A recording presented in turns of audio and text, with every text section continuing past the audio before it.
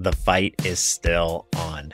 The Biden administration is still pushing to make gig workers, maybe even Uber and Lyft drivers, employees.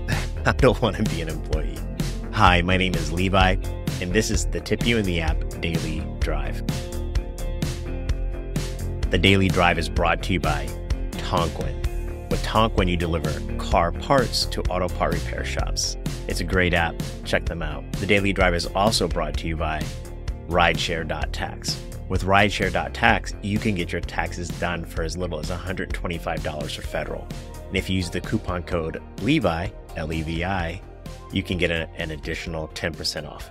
Check them out, Rideshare.tax. All right, let's jump into this article.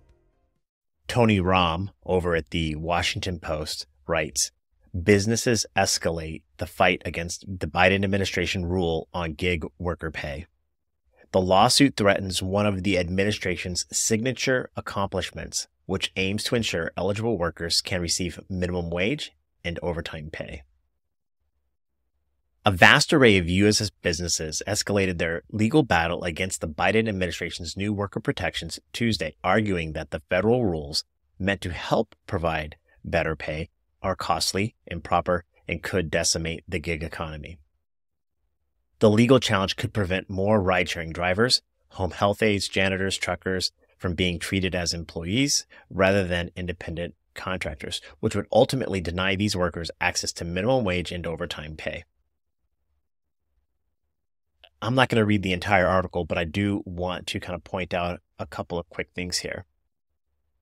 At the forefront of this case is the Coalition for Workforce Innovation, a lobbying organization whose members include retail technology and transportation giants such as Uber and Lyft, the U.S. Chamber of Commerce, the National Retail Federation, the National Federation of Independent Businesses, and the American Trucking Associations also signed on to the fight, hoping to invalidate the Biden administration rules. This regulation will make it very difficult, if not impossible, for employers to maintain the legitimate use of independent contractors, says Mark Friedman over at the U.S. Chamber. And you can see that there's a lot of people fighting on the other side. So Congress intended this law to be applied very broadly, said Laura Patton, Director of Workforce Structures at the National Employment Law Project. It's an advocacy group. And this article just kind of continues to go on about it. Again, Uber and Lyft did not respond to this case for comments. One of the things I did not notice in this, real quickly, you can see Obama kind of started this, President Trump pushed back, and now Biden's pushing back the other way. So again, it's Republican, Democrat, leftist, conservative, whatever you want to look at it from that perspective. As you go through this article, what you really don't see is somebody on the driver's side, the gig worker, saying, we want to be a gig worker. And even if there was an advocate group, the reality is we're all individuals. You and I, we're unique. We're not the same. And even if we agree or disagree on certain policies, the problem when it comes to economic transactions, how much I get paid, how much you get paid, or benefits, or any of those type of things, those are all individual, unique choices. And whether you agree or disagree with this law, that's not kind of the point here. I think from my perspective is there's no perfect law. There's going to be winners and losers. If the Biden administration succeeds and we get classified as employees, I think some drivers will make more money. No doubt about it. Some drivers will be happy, especially some full-time drivers in bad performing markets. They're going to get benefits maybe, and they're going to like that. I'm going to pick out Orlando as an example. Right? I don't know. I've read that Orlando is a poor paying market for rideshare drivers. But if you're going to work Monday through Friday, 8 a.m. to 5 p.m. as a rideshare driver full-time, and you're not making good money, I think becoming an employee of Uber and Lyft may benefit you.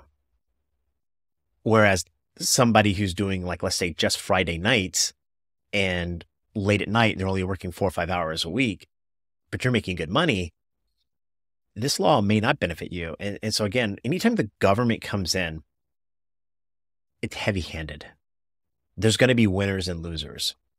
And we think that the government can solve problems, but all it's doing is solving problems for a certain particular group of people. It never solves a problem for all of us. So at the end of the day, what I encourage you to do is try to fight for you as an individual by working directly with Uber and Lyft. And you're going to be like, Levi, they never answer the calls. Their customer service is great. I think when you choose to work, what trips you decide to take, even if you want to be an Uber or Lyft driver, you're making a decision. You're working with the app, in my opinion, at that point in time. You're choosing to work or not work. If it's not paying what you want or what you think you've earned or you deserve, do something different. And that will solve your problem.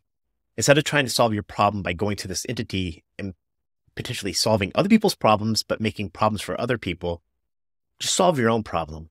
And it's hard. It's hard. I agree that Uber and Lyft deserve our angst. They're not great companies sometimes. They treat us poorly, but the government won't fix it. The government will just solve a little thing over here, but then it'll cause another problem over here. That's it. Yeah. So this independent contractor status, gig worker status is really important. It's the fight of early 2024 for us as drivers. And I encourage you to just take a look at what you're doing. And if you're making money, if you're not making money, and fight for your benefits, your income by doing the things that you have within your control without going to the government. One more quick shout out to Voom. Voom is rideshare insurance. Check them out. That's VOOM, Voom Rideshare Insurance. Thank you so much for sponsoring. To all the other drivers, hey, I am cheering for you. It's hard. I know it's frustrating at times, and I want you to earn as much money as possible, but I also want you to be happy, safe, and free to choose when you're going to work and what shifts you're going to take and what car you're going to drive. Be well, be safe. Bye.